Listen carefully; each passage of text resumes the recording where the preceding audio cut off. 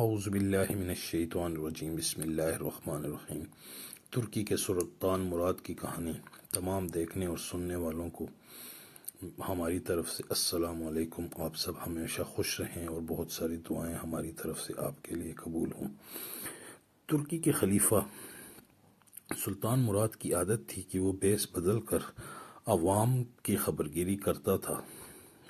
اس نے ایک رات اپنے سیکیورٹی انچارج کو کہا کہ چلو کچھ وقت عوام میں گزارتے ہیں۔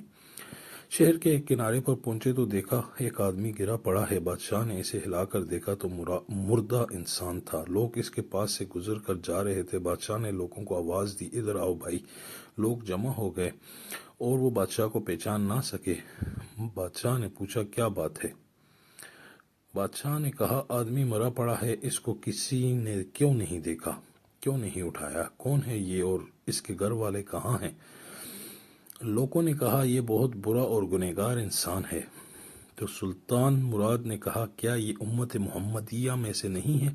چلو اس کو اٹھائیں اور اس کے گھر لے جائیں۔ لوگوں نے میت گھر پہنچا دی۔ اس کی بیوی نے خاوند کی لاش دیکھی تو رونے لگی۔ لوگ چلے گئے۔ بادشاہ اور اس کا سیکیورٹی انچارج وہی عورت کا رونا سنتے رہے۔ وہ کہہ رہی تھی میں گواہی دیتی ہوں بے شک تو اللہ کا ولی ہے اور نیک لوگوں میں سے ہے۔ سلطان مراد بڑا متعجب ہوا، یہ کیسے ہو سکتا ہے؟ لوگ تو اس کے بارے میں یہ باتیں کر رہے تھے اور اس کی میت کو ہاتھ لگانے کو تیار نہ تھے۔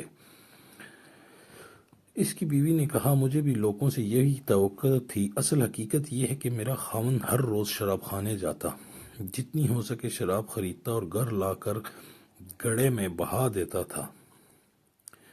اسی طرح رات کو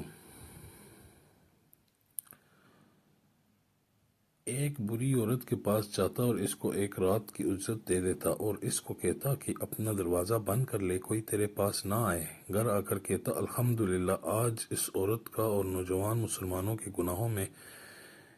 گناہوں کا میں نے کچھ بوجھ ہلکا کر دیا۔ لوگ اس کو ان جگہوں پر آتا جاتا دیکھتے تھے۔ میں اسے کہتی تھی کہ یاد رکھنا جس دن تو مر گیا لوگوں نے تجھے غسل دینا ہے، نہ تیری نماز پڑھنی ہے اور نہ تجھے دفنانا ہے۔ وہ مسکرا دیتا اور مجھ سے کہتا کہ گھبرانا مت، تو دیکھے گی میرا جنازہ وقت کا بادشاہ، علماء اور اولیاء پڑھیں گے۔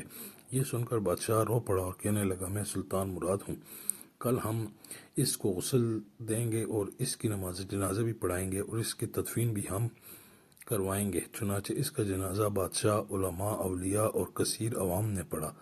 آج ہم بظاہر کچھ دیکھ کر یا محض دوسروں کی سن کر اہم فیصلے کر دیتے ہیں۔